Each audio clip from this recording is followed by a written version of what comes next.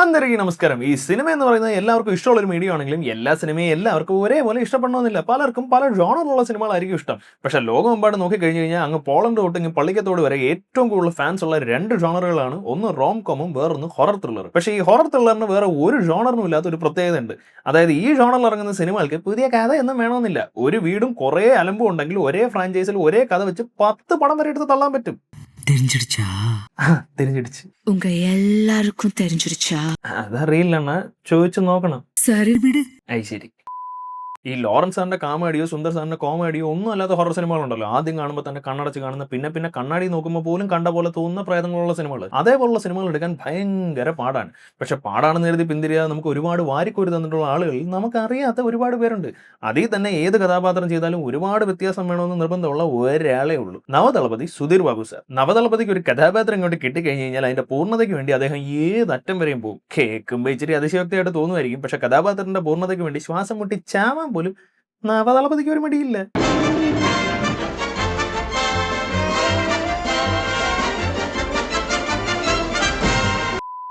ഈ തക്ക വേണമെങ്കിൽ ഡ്യൂപ്പിനെ കൊണ്ട് ചെയ്യിപ്പിക്കാം. പക്ഷെ ഇത്രയും റിസ്ക് ഉള്ള സീനുകളൊക്കെ സ്വന്തമായിട്ട് ചെയ്യണം എന്നുള്ളതാണ് ടോം ക്രൂസും നവദളപതിയൊക്കെ ഫോളോ ചെയ്യുന്ന ഒരു പോളിസി. പിന്നെ ഇതൊക്കെ ഓരോരുത്തരുടെ രീതിയാണ്, അവരുടെ വിശ്വാസമാണ്. എന്തിലായാലും വിശ്വസിക്കുന്നതും വിശ്വസിക്കാതെ ഇരിക്കുന്നതൊക്കെ ഓരോരുത്തരുടെ പേഴ്സണൽ ചോയ്സ് ആണ്. വിശ്വസിക്കുന്നവർക്ക് പൊങ്കാല, വിശ്വസിക്കാതിരിക്കുന്നവർക്ക് ചാക്കാല എന്നാണല്ലോ കാര്യം. ഇത് രണ്ട് ബ്ലോക്ക് ബസ്റ്റർ പാക്കേജ് ആണെങ്കിൽ ഇതിനിടയ്ക്ക് വേറൊരു അസ്ലി 4K പാക്കേജ് ഉണ്ട്. വിശ്വാസമുണ്ട്, പക്ഷേ അന്ധവിശ്വാസം ഇല്ല. വിശ്വാസം തന്നെ അന്ധമാണ്. പിന്നെ ഏത് സമയത്തും ഇങ്ങനെ വളവളാന്ന് സംസാരിച്ചുകൊണ്ടിരുന്ന ഇയാളുടെ നാക്കുളുക്കൂല്ലേ? പക്ഷേ എൻ്റെ ഈ ആശയത്തോട് നവദളപതി സുധീർ ബാബു സാറിന് തീരെ യോജിപ്പില്ല. അതുകൊണ്ട് എന്താ, ഒരു ഹൈ ഫ്രീക്വൻസി പ്രേതം ഒരു ലോ ഫ്രീക്വൻസി വിശ്വാസിയും കൂടെ ചേർന്ന് ഫുൾ വോൾട്ടേജ് വിശ്വാസ സംരക്ഷണ പൊതുയോഗം നടത്തുന്നത് കാണിച്ചു തരാനായിട്ട് അദ്ദേഹം ഒരു മീഡിയം ബജറ്റ് പടം പിടിച്ചു. അന്ത പടം ഹേ ജഡാധര. അപ്പോൾ പടം തുടങ്ങുമ്പോൾ നാനോ ബനാന പ്രോയുടെ ഷോറയിൽ നടക്കുകയാണ്. ഇതിപ്പോൾ ഈ 7 ഇഞ്ച് സ്ക്രീനിൽ കാണുന്നതുകൊണ്ടാണ് ഇത്ര ബോറായിട്ടിരിക്കുന്നത്. 70mm വൈറ്റ് സ്ക്രീനിലൊക്കെ കാണാൻ നല്ല രസമായിരിക്കും. അപ്പോൾ ഇവർ ഈ കഥയിലൂടെ പറയുന്നത് എന്താണെന്ന് വെച്ച് കഴിഞ്ഞാൽ, ഒരു നാട്ടിൽ ആൾക്കാരുടെ കയ്യിൽ ഇഷ്ടം പോലെ കാശുണ്ടായിരുന്നു. അവർ ആ കാശും വെച്ച് ഉപ്പും കിഴങ്ങൊക്കെ മേടിച്ച് മാനം വരെയൊക്കെ ജീവിച്ചുകൊണ്ടിരുന്നപ്പോൾ കൊള്ളക്കാരുടെ ശല്യം ഭയങ്കരമായിട്ട് കൂടി. അന്ന് ബാങ്കൊന്നും ഇല്ലാത്തതുകൊണ്ട് ഈ കൊള്ളക്കാരെ പേടിച്ച് ഇവരിതെല്ലാം കൂടെ പിള്ളാച്ചനെ പോലെ മണ്ണിനടി കുഴിച്ചിട്ടു. ബ്രെയിൻസ്. പക്ഷേ യവന്മാർ അവിടെ നിന്ന് തോണ്ടിക്കൊണ്ട് പോകാൻ തുടങ്ങിയപ്പോഴത്തേക്ക് ഇവർ ഗതി കെട്ടിട്ട് ഒരു പുതിയ ഐഡിയ ആയിട്ട് വന്നു. ഒരു പിശാചിനെ ഈ ചട്ടിയുടെ കാവൽക്കാരിയാക്കി കഴിഞ്ഞാൽ പിന്നെ വേറെ പ്രശ്നമൊന്നുമില്ലല്ലോ. അങ്ങനെ അവർ സ്വാമിയെ വിളിച്ച് പൂജയും നടത്തി പിശാചിനെ സെക്യൂരിറ്റി ആയിട്ട് നിയമിക്കുകയും ചെയ്തു. അപ്പൊ ജോലി ചെയ്ത് കഴിഞ്ഞാൽ ശമ്പളം കൊടുക്കണമല്ലോ. ഇവിടെയാണെങ്കിൽ ഗാന്ധിതല കൊടുക്കാം, പക്ഷെ പണ്ട് ഗാന്ധിതല ഇല്ലല്ലോ. അപ്പൊ ഇല്ലാത്തത് ചോദിക്കുന്ന മോശമല്ലേ. അതുകൊണ്ട് പിശാച് പറയും, ഗാന്ധിതലയൊന്നും വേണ്ട, ആരുടെ കാശാണോ സെക്യൂർ ചെയ്യേണ്ടത് അവരുടെ തല മാത്രം മതിയെന്ന്. ചത്ത് തൊലഞ്ഞാൽ എന്താ, കാശൊക്കെ സേഫ് ആയിരിക്കുമല്ലോ, അതറിഞ്ഞാൽ മതി. പിന്നെ മാർഗമല്ല ലക്ഷ്യമാണ് പ്രധാനം ഒലിവർ ട്വിസ്റ്റ് എന്ന ചാൾസ് ഡിക്കൻസ് പറഞ്ഞിട്ടുണ്ടല്ലോ. ഗീതയിലും അങ്ങനെ പറഞ്ഞിട്ടുണ്ട്. ലക്ഷ്യസ്യ മാർഗസ്യ ക്ലീശം സത്യഭാവേ ചതുർമുഖം മാർഗേണ ബന്ധൂര ചിന്ത്യം പുഷ്പസ്യ മോന്തം മർദ്ദനം. അങ്ങനെയല്ലേ? അങ്ങനെ പറഞ്ഞു. Good boy. അങ്ങനെ കാശ് കാക്കാൻ പറഞ്ഞ പിശാചിന് കഴുത്തറുത്ത് ചോര കൊടുക്കുമ്പോൾ അതിങ്ങനെ കുഴിന്ന് ഇങ്ങനെ പൊങ്ങി വന്ന് നിർത്ത്. കൊറേ നേരമായല്ലോ ഒരുമാതിരി ലോജിക് ഇല്ലാത്ത മണ്ടൻ കഥ. മതി, നിർത്ത്. ഓക്കെ, മതി എങ്കിൽ മതി. എന്നാൽ പിന്നെ നമുക്ക് ഇനി ലോജിക് ഉള്ള ഒരു മണ്ടൻ കഥയിലേക്ക് പോകാം. ഈ CGI ചീനച്ചട്ടിക്ക് ശേഷം നമ്മൾ പോകുന്നത് VFX വാഴത്തോപ്പിന് നടുക്കുള്ള AI കൊട്ടാരത്തിലേക്കാണ്. ഇവിടെയാണ് നമ്മുടെ രത്നമല താമസിക്കുന്നത്. VFX വാഴയ്ക്ക് ഒഴിക്കാനും നടുതിണ്ണ നിറയ്ക്കാനും ഒക്കെ ഇഷ്ടം പോലെ വെള്ളം ഉണ്ടെങ്കിലും രത്നമലയ്ക്ക് അടുക്കളയിൽ പോയി വെള്ളം എടുത്ത് കുടിക്കുന്നതാണ് ഇഷ്ടം. അങ്ങനെ ഒരു ദിവസം ഇവരിങ്ങനെ വെള്ളം കുടിച്ചുകൊണ്ടിരുന്നപ്പോഴാണ് ഒരു ഗോൾഡ് കോയിൻ റോൾ ചെയ്ത് വരുന്നത് ഇവർ കാണുന്നത്. കാര്യം വലിയ രാജപരമ്പരയൊക്കെ ആണെങ്കിലും കാശ് കാണുമ്പോൾ ഒരുമാതിരി എച്ചി സ്വഭാവമാണ്. അങ്ങനെ ഉരുണ്ട് വന്നതിനെ പൊക്കിയെടുത്ത് നോക്കിക്കൊണ്ടിരുന്നപ്പോൾ ദാണ്ട് അടുത്തൊരെണ്ണം വരുന്നു. പെട്ടെന്നാണ് ഇവർ കെട്ടിയോളം മാത്രം താമസിക്കുന്ന കൊട്ടാരത്തിന്റെ വാട്ടർ തീം പാർക്ക് നടുതളത്തിൽ ഒരു ഗോൾഡൻ മല എക്സ്പോ ഇവർ കാണുന്നത്. നമ്മളൊക്കെ ആണെങ്കിൽ പേടിക്കും, പക്ഷെ രത്നമല ചിൽ AF. അവർക്കാണെങ്കിൽ ഒരു ആകാംക്ഷ. എന്നാൽ ഇത്രയും വെള്ളം കെട്ടി കിടക്കുന്നിടത്ത് തെന്നിയടിച്ച് മോന്തയടിച്ച് വീഴാതെ ഒരു സ്വർണ്ണമല ഉണ്ടാക്കി അതിന്റെ മുകളിൽ കയറിയിരിക്കുന്ന ആരാണെന്ന് രത്നമലയ്ക്ക് അറിയണം. അങ്ങനെ പാതിരാത്രിക്ക് പട്ടുസാരി കൊടുത്തിരിക്കുന്ന സൊനാക്ഷി ചേച്ചിയുടെ സില്ലൗട്ട് കണ്ടപ്പോൾ രത്നമലയ്ക്ക് മനസ്സിലായി അത് പ്രേതമാണെന്ന്. അവരപ്പം തന്നെ ഒരു സ്വാമിജിയെ വിളിച്ചു വരുത്തി. സ്വാമിജി വന്ന് ചുറ്റും നോക്കിയിട്ട് ഒരു കുമ്പളങ്ങി നടുവിനെ പൊളന്ന് ഇച്ചിരി ഇഞ്ചിപ്പൊടിയും വിതറിയിട്ട് ഓൾ സെറ്റ് എന്ന് പറഞ്ഞ് മുറ്റത്ത് തന്നെ കട്ടിലിട്ടം കിടക്കും. പക്ഷെ കുറച്ച് കഴിഞ്ഞ് എന്തോ ശബ്ദം കേട്ട് രത്നമലയും കെട്ടിയവനും കൂടെ കഥ തുറന്ന് നോക്കിയപ്പോഴത്തേക്കും സ്വാമിജി അവിടെ കാണാനില്ല. അതിന് കാരണം നമ്മുടെ പ്രേതവും സ്വാമിയും തമ്മിൽ നടത്തിയ ഒരു ഡീലിംഗ് ആണ്. അല്ലേലും ഒരു പൂജയൊക്കെ ചെയ്ത് കഴിഞ്ഞാൽ ഇപ്പൊ എന്നാ കിട്ടാനാ? അപ്പോൾ പ്രയത്നം പിടിച്ചു കഴിഞ്ഞാൽ ഇങ്ങനെ ചില ഉപയോഗങ്ങളുണ്ടെന്ന് മനസ്സിലാക്കിയിട്ടാണോ എന്തോന്ന് അറിഞ്ഞുകൂടാ, നമ്മുടെ നായകൻ നവദളപതി സുധീർ ബാബു സാർ ഈ പടത്തിന് അതൊരു ഗോസ്റ്റ് ഹണ്ടറാണ്. അതും അങ്ങനെ ചുമ്മാ സാധാ ഗോസ്റ്റ് ഹണ്ടർ ഒന്നും അല്ല. ദൈവത്തിൽ വിശ്വാസമില്ലാതെ കൈ നിറയെ ചരടും കെട്ടി പ്രയത്തിൽ വിശ്വാസമില്ലാതെ പോക്കറ്റ് നിറച്ച സ്കാനറുമായിട്ട് നടക്കുന്ന ഒരു പ്രത്യേക തരം ഗോസ്റ്റ് ഹണ്ടർ. എല്ലാവർക്കും ഓരോ രീതിയിലാവാൻ ഓരോ കഥകൾ ഉണ്ടാവുമല്ലോ. അതേപോലെ നമ്മുടെ നവദളപതിക്കും ഒരു ഫ്ലാഷ് ബാക്ക് ഉണ്ട്. കഥയല്ലേടാവേ, നീ പറഞ്ഞോ. ഞാൻ കേട്ടോണ്ടിരിക്കാം. അതായത് നമ്മുടെ ഇളയ നവദളപതിയും ദോസ്തും കൂടെ കിന്നാരത്തുമ്പിയുള്ള സെക്കൻഡ് ഷോ കഴിഞ്ഞ് തിരിച്ചു വരുന്ന വഴിക്ക് ദോസ്ത് പറയും, ഇളയ നവദളപതി നമുക്ക് ഈ പുളിമരത്തിന്റെ ഫ്രണ്ടിൽ കൂടെ പോകണ്ട, പേടിയാവുന്നു. പക്ഷെ നമ്മുടെ ഇളയ പുല്ല് ലവൻ പറയും, അതൊന്നും പറഞ്ഞാൽ പറ്റില്ല, നമുക്ക് എന്തായാലും ഈ പുളിമരത്തിന്റെ ഫ്രണ്ടിൽ കൂടെ തന്നെ പോകണമെന്ന്. ദളപതിയുടെ വാക്കും കേട്ട് പുറകെ ചെന്നവൻ മിന്നലടിച്ച ശബ്ദം കേട്ട് വടിയാവും. അങ്ങനെ ഒരു താല്പര്യമില്ലാത്ത പോകപ്പെട്ടവന് ഒരാവശ്യമില്ലാത്ത മോട്ടിവേഷൻ നൽകി വിളിച്ചോണ്ട് പോയി കളിക്കി കൊടുത്തില്ലേ, അതാണ് നമ്മുടെ നവദളപതിയുടെ ഗോസ്റ്റ് ഹണ്ടർ ആവാനുള്ള ഫ്ലാഷ് ബാക്ക്.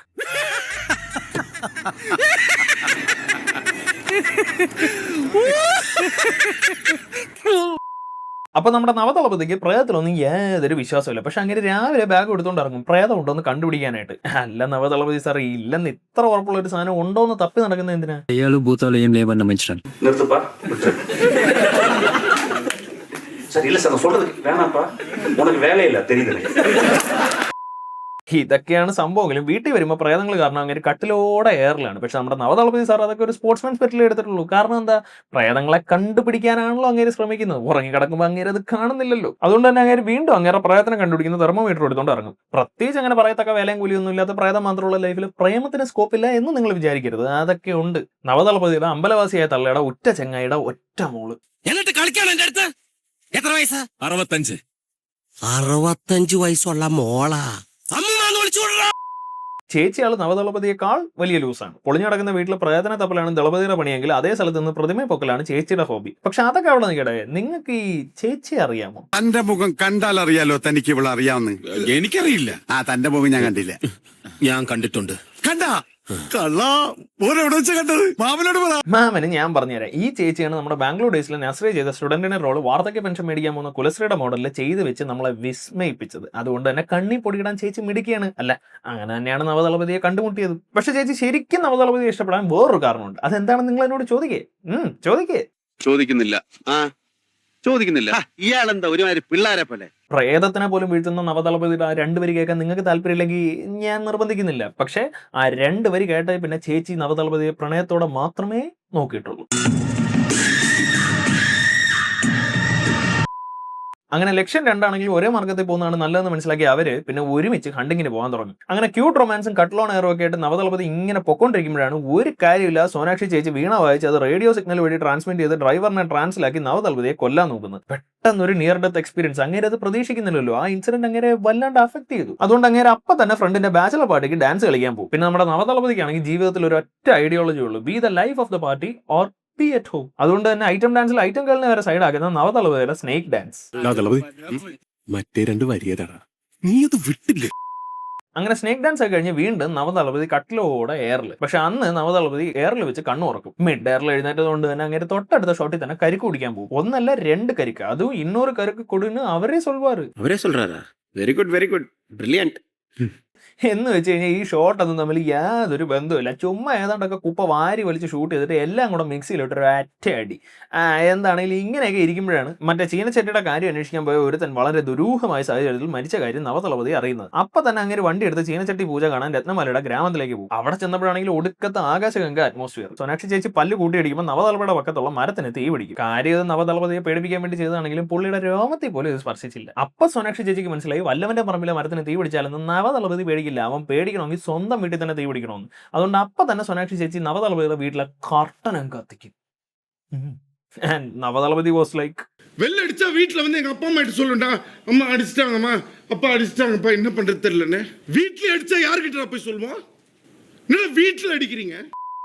പക്ഷെ വീട്ടിലടിച്ചുകൊണ്ട് ഒരു ഗുണം ഉണ്ടായി. കർട്ടനിൽ പിടിച്ച തീ അണയ്ക്കാനായിട്ട് അങ്ങനെ ഒരു എക്സിക്യൂട്ടീവ് ഫയൽ എടുത്തടിച്ചപ്പോൾ അങ്ങേർക്ക് അതിൽ നിന്ന് അങ്ങേറെ ഒറിജിനൽ തന്തയുടെ തലയുടെ ഫോട്ടോ കിട്ടി. കറക്റ്റ് സമയത്ത് തീന്മേശയുടെ കീഴിൽ എക്സിക്യൂട്ടീവ് ഫയൽ വന്നൊന്നും എന്നോട് ചോദിക്കരുത്, എനിക്ക് അറിഞ്ഞൂടാ. അല്ല, അവർക്കും അറിഞ്ഞൂടാ. അതുകൊണ്ട് നമുക്ക് ആ ലോജിക്കൊക്കെ വിട്ടിട്ട് ഒരു മാജിക്കൽ ഫ്ലാഷ് ബാക്കിലേക്ക് പോകാം. അതായത് സംഭവം എന്താണെന്ന് വെച്ച് കഴിഞ്ഞാൽ നവദളപതിയുടെ ഒറിജിനൽ മമ്മിയുടെ തങ്കച്ചിയാണ് നമ്മുടെ രത്നമാല. ആദ്യം വന്ന സഞ്ജയ് രാമസ്വാമിയെ പ്രേതം സെറ്റിൽ ചെയ്ത് വിട്ടപ്പോൾ രത്നമാല കുളിയും നനയില്ലാത്ത മുനിസ്വാമിയെ കൊണ്ടുവന്ന് സ്വയം അങ്ങ് സെറ്റിൽ ചെയ്തു. പക്ഷേ അതല്ല, അങ്ങനെ കബഡി നടത്തിയതാ. അങ്ങേരിൽ അവരുടെ കൈ പിടിച്ചിട്ട് ഒരു മന്ത്രം അങ്ങോട്ട് പറയും. അതോടെ അങ്ങേർക്ക് മനസ്സിലായി അവിടെ ചീനച്ചട്ടിയിൽ സ്വർണ്ണം കുഴിച്ചിട്ടുണ്ടെന്ന്. പക്ഷേ ഒരു ചെറിയ പ്രശ്നമുണ്ട്. ആ ചട്ടിയുടെ കറക്റ്റ് സ്ഥലം അറിയണമെങ്കിൽ രത്നമാലയുടെ രക്തബന്ധത്തിലുള്ള നീല കണ്ണുള്ള ആർദ്ര നക്ഷത്രത്തിൽ ജനിച്ച ഒരാളെ കൊണ്ടുവരണം. ഇപ്പൊ നിങ്ങൾ ആലോചിക്കുന്ന അങ്ങനെ ഒരാൾ ഉണ്ടോ എന്നല്ലേ? അങ്ങനെ ഒരാളുണ്ട്.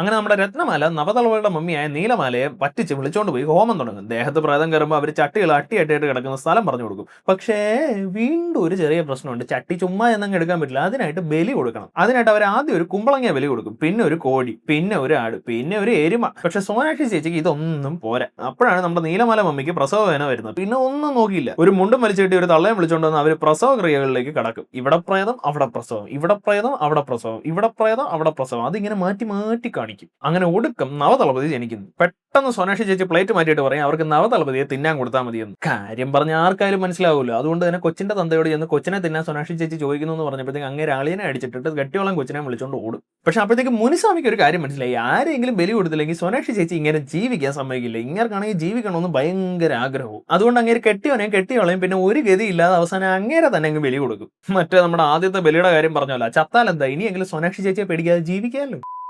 അങ്ങനെ ഈ ജനിച്ചു വീണ നവതളപതിയെ കിട്ടാത്തതിന്റെ ദണ്ണത്തിൽ വീട്ടിലിരുന്ന സോനാക്ഷി ചേച്ചി നാട്ടിലിറങ്ങി പാതിരാത്രിക്ക് വാഴത്തോട്ടത്തിൽ ഫുട്ബോൾ കളിക്കുന്ന പിള്ളേരെയൊക്കെ പിടിച്ച് കൊല്ലാൻ തുടങ്ങും. പിന്നെ സോനാക്ഷി ചേച്ചിക്കാണെങ്കിൽ ഇൻഫിനിറ്റ് പവേഴ്സ് ആണ്. അതായത് ചുമ്മാ ഇങ്ങനെ റോഡ് പക്കത്ത് നിന്ന് കൈ ഇങ്ങനെ കാണിച്ചു കഴിഞ്ഞാൽ ഉടനെ വണ്ടിയൊക്കെ പൊട്ടിത്തെറിക്കുക. എന്നാൽ പിന്നെ ഈ ശക്തി വെച്ച് ആ കൊച്ചിനെ കണ്ടുപിടിക്കലായിട്ട് അതൊന്നും പറ്റില്ല. പക്ഷെ സോനാക്ഷി ചേച്ചി ഒരു സൈഡിൽ ഇങ്ങനെ കുച്ചിപ്പൊടിയും കൊലപാതകമായിട്ട് ജീവിക്കുമ്പോൾ അപ്പുറത്തെ സൈഡിൽ ഇതിനേക്കാൾ ദയനീയമാണ് കാര്യങ്ങൾ. അവിടെ നവതളപതിയെ കൊണ്ടുപോയ തന്തയ്ക്കും തള്ളയ്ക്കും അവർ തന്നെ കൊച്ചിനെ കൊല്ലുവോ എന്നൊരു പേടി. അങ്ങനെ നോക്കുമ്പോൾ അവർ കൊച്ചില്ലാതെ ജീവിക്കുന്നതിനേക്കാൾ കൊച്ചിന് തന്തയും തള്ളയില്ലാതാക്കുന്നതാണ് നല്ലതെന്ന് അവരങ്ങ് തീരുമാനിച്ചു. അങ്ങനെ അപ്പം തന്നെ തീ കൊളുത്തി അങ്ങ് ആത്മഹത്യ ചെയ്യും. നവതളപതിക്ക് എന്തൊരു രാശിയാണെന്ന് നോക്കും. ജനിച്ച് 5 ദിവസം കഴിഞ്ഞില്ല, അതിനിടയ്ക്ക് 5 ശവങ്ങൾ. അങ്ങനെ ഈ ശവക്കണക്കൊക്കെ പറഞ്ഞില്ല അവന്റെ ഇപ്പോഴത്തെ തന്ത കാല് പിടിച്ച് പറയും അങ്ങേരെ കെട്ടിയോളം കൊലയ്ക്ക് കൊടുക്കരുത്. തന്തയും തള്ളയൊക്കെ തട്ടിപ്പോയതിനു ശേഷം ഒരു അല്ലല് പോലും അറിയിക്കാതെ വളർത്തിയ വലിയ മനുഷ്യനല്ലേ ഈ പറയുന്നത്. അതുകൊണ്ട് നവതളപതി അന്ന് തന്നെ ബാഗ് കൊടുത്ത് ആ വീട്ടിലോട്ട് കെട്ടിയെടുക്കും. ഇത്രയും കാലം പ്രേതത്തിനെ കണ്ടുപിടിക്കാൻ നടന്ന നവതളപതി സാർ പ്രേതം ഉണ്ടെന്ന് മനസ്സിലാക്കിയപ്പോൾ അതിനെ കണ്ടുപിടിക്കാനായിട്ട് വേറെ പുതിയ സിസ്റ്റം ഉണ്ടാക്കാൻ തുടങ്ങും. അതും ഭഗവത്ഗീതയിൽ നിന്നൊക്കെ ഇൻസ്പിറേഷൻ എടുത്തിട്ട്. പക്ഷേ ഇത്രയും കാലം സയൻസ് എന്ന് പറഞ്ഞുകൊണ്ടിരുന്നവന് സയൻസ് മാത്രമായിട്ട് പണി കഴിഞ്ഞ് ഇത് വർക്കാവില്ലെന്ന് മനസ്സിലായതുകൊണ്ട് അങ്ങനെ ഒരു സ്വാമിജിയോട് ഇന്ന് ഉപദേശം ചോദിക്കും. അങ്ങനെ അപ്പം തന്നെ ഒരു ഉപനിഷത്തെടുത്ത് കൈ കൊടുക്കും. എന്നിട്ട് പറയും അഷ്ടദിക്കുകളിൽ നിന്ന് ഓരോ ലിംഗവും കൊണ്ടുവന്ന് ഒരു റിംഗ് ഉണ്ടാക്കി അതിന്റെ അകത്ത് കടന്ന് പൊച്ചം വരുന്ന ഒരു അടി മേടിച്ച് കൂട്ടുന്ന ഒരു സ്വയംഭം പരിപാടിയുണ്ട്. അതൊന്ന് ട്രൈ ചെയ്ത് നോക്കാം. അങ്ങനെ ദളപതി ലിംഗം എടുത്ത് ലുങ്കിയും എടുത്ത് ശൗലവും പിടിച്ച് സോനാക്ഷി ചേച്ചിയെ നേരിടാൻ ഒറ്റയ്ക്ക് കയറി ചെല്ലും. എന്നിട്ട് സ്വർണ്ണലിംഗം, വെള്ളിലിംഗം, പിച്ചളലിംഗം എന്നുള്ള ഓർഡറിൽ എടുത്തുകൊണ്ട് പോയി സോനാക്ഷി ചേച്ചിയുടെ ചെതൽപൊറ്റിന്റെ ചുറ്റും വെക്കും. പക്ഷെ സോനാക്ഷി ചേച്ചിക്കാണെങ്കിൽ നവതളപതിയെ കണ്ടതും ഭയങ്കര സന്തോഷം. കൊച്ചായിരുന്നെങ്കിൽ ബലി കൊടുക്കാനല്ലേ പറ്റൂ. ഇതാവുമ്പോ പിന്നെ എന്താണെങ്കിൽ ഇതിനിടയ്ക്ക് ആസ്പെക്ട് ഷീറ്റ് മുറിഞ്ഞപ്പോൾ ചെറിയ ചോര കനാല് വഴി വെട്ടിക്കുടിച്ച സോനാക്ഷി ചേച്ചിക്ക് ദളപതി ആദ്യം കൊല്ലം പിന്നെ അവൻ ബാക്കി എന്നുള്ളൊരു മൂഡിലോട്ടിട്ട് അതിനായിട്ട് പണ്ട് പടമായ മുനിസ്വാമിയും ടീമിനെയും കൊണ്ടുവരും. അവരെ അടിച്ച് ഓടിക്കാനാണെന്ന് പറഞ്ഞ് വട്ടനെ പോലെ നവതളപതി ചാട്ടവാറിട്ട് സ്വന്തം ദേഹം അടിച്ച് പൊളിക്കും. അങ്ങനെ അടിച്ചടിച്ച് ഇടിച്ചടിച്ച് ഒരു പരുവാകുമ്പോൾ സോനാക്ഷി ചേച്ചി അവരുടെ പരിപാടിയായിട്ട് വരും. പക്ഷെ അപ്പോഴത്തേക്കും നവതളപതിയുടെ പഴയ പാരന്റ്സ് വന്ന് അങ്ങനെ രക്ഷിക്കും. എന്നിട്ട് പിന്നെ യുദ്ധം, പൊരിഞ്ഞ യുദ്ധം.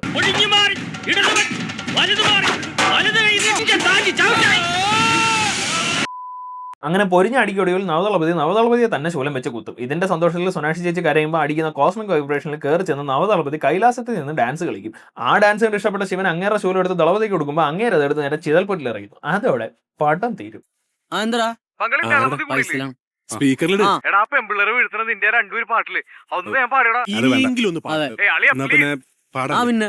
I'm a ghost hunter who doesn't believe in ghosts. അങ്ങനെ നവതളപതിയുടെ നവദ്വാരങ്ങൾ വഴിയും ഭക്തി വിതർന്ന പടവും കൂടെ ആയപ്പോഴത്തേക്കും നമ്മുടെ മൾട്ടിവേഴ്സ് ഓഫ് മാഡ്നസിലെ കോളം കഴിഞ്ഞു. ജീവിതത്തിൽ മാറ്റങ്ങൾ അനിവാര്യമാണ്. ഇത്രയും കാലം നിങ്ങളുടെ കൂടെയൊക്കെ ഉണ്ടാവാൻ സാധിച്ചാൽ ഞാൻ വളരെ സന്തുഷ്ടനാണ്. നിങ്ങളും അങ്ങനെ തന്നെ ആയിരിക്കും എന്നാണ് എൻ്റെ ഒരു വിചാരം. പക്ഷേ ജീവിതത്തിൽ ഒബ്വിയസ്ലി അടുത്തടുത്ത ലക്ഷ്യങ്ങൾ വരുമ്പോഴത്തേക്കും നമ്മൾ അതിലേക്കൊക്കെ പോകേണ്ടതുണ്ട്. അതുകൊണ്ട് ഇത്രയും കാലം കൂടെ ഉണ്ടായിരുന്നതിന് എല്ലാവരോടും ഹൃദയപൂർവ്വമായ നന്ദി അറിയിക്കുന്നു. And that's it. ബൈ. എപ്പോഴെങ്കിലും എവിടെയെങ്കിലും ഏതെങ്കിലുമൊക്കെ ഒരു രൂപത്തിൽ വെച്ച് കാണാം. நான் எதை சொன்னாலும் நம்புறேன். அவ்வளோ நல்ல நடனா